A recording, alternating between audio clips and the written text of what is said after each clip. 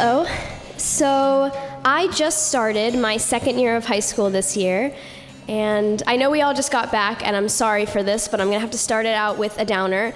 It's been going pretty bad, and that might make you think that I have bad teachers or not a lot of classes with my friends, or I don't know, like something crazy happened to me on the first day.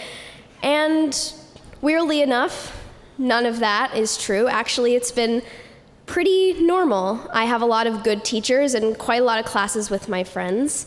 No, what made this school year so far so awful is what came before. So I should probably give a little bit of a backstory.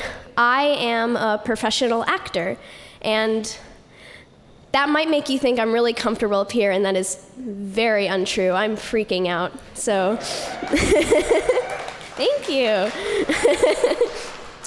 And I'm so happy I can say that, because ever since I was little, I've wanted to be an actor. I used to perform for my mom and dad, and I used to watch like YouTube videos, and then I'd subconsciously memorize them and perform them for my friends, hoping they'd get the same feeling out of it. And so now that makes me so happy that I can now get paid to do that. Well, granted, not a lot. We've actually lost a lot of money this year. Thanks, Mom, Dad, thank you. So this summer, I actually was fortunate enough to book a lead role in an off-Broadway show. So this summer, instead of staying out here in the country, I spent 3.5 months living in New York City. And I have been in New York City before.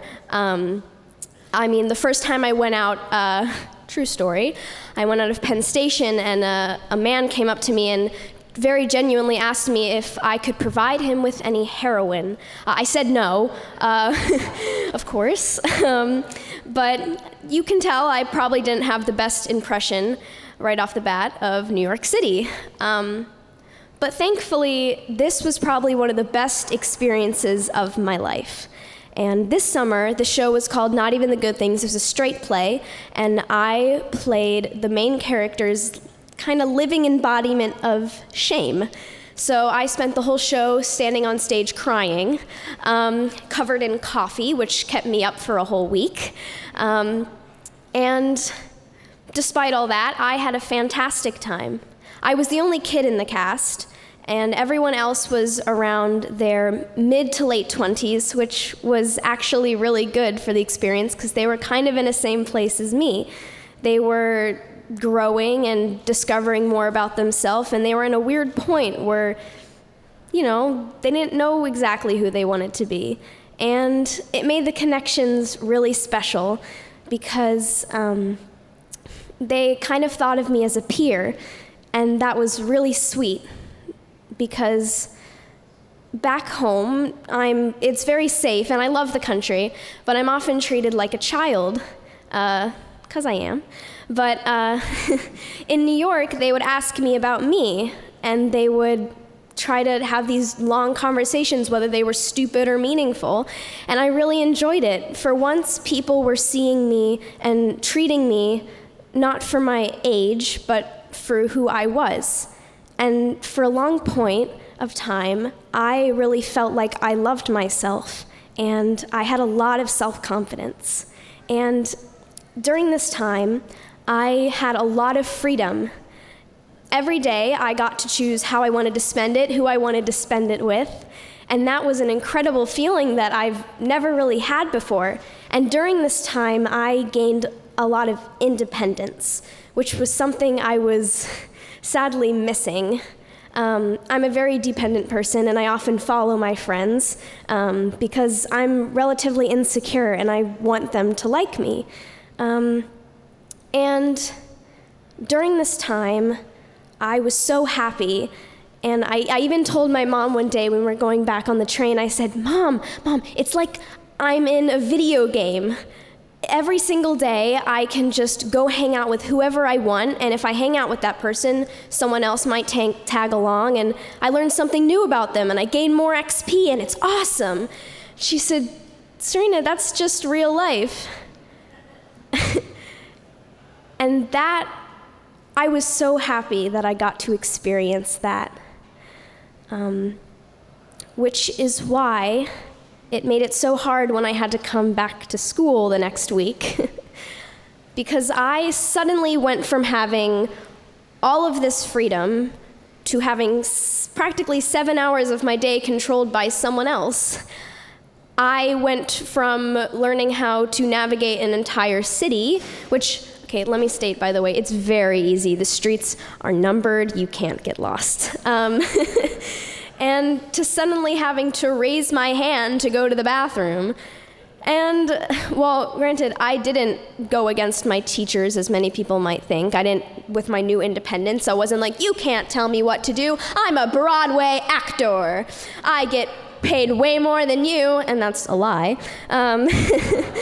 But no, I was very complacent, and I kind of just fit right back in where I was. I kind of did a complete 180, which was a little sad. But it was so weird, and at this time, I also realized how much the way people treat you will affect how you see yourself.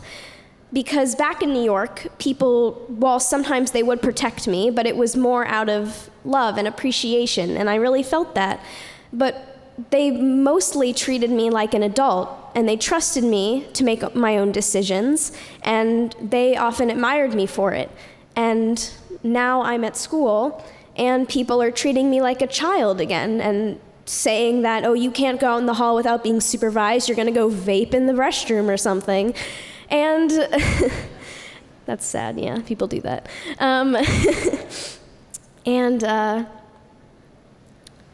Yeah, so I suddenly went from having this confidence where my friends would actually come to New York and I'd have all this confidence saying, oh yeah, if you want to get to this area, just take the Uptown A train to such street, very confidently, to suddenly sitting in the classroom and the teacher asks a question, and I know the answer, but I keep second-guessing myself and thinking, no, I'm stupid. I don't know the answer to that, even though I do.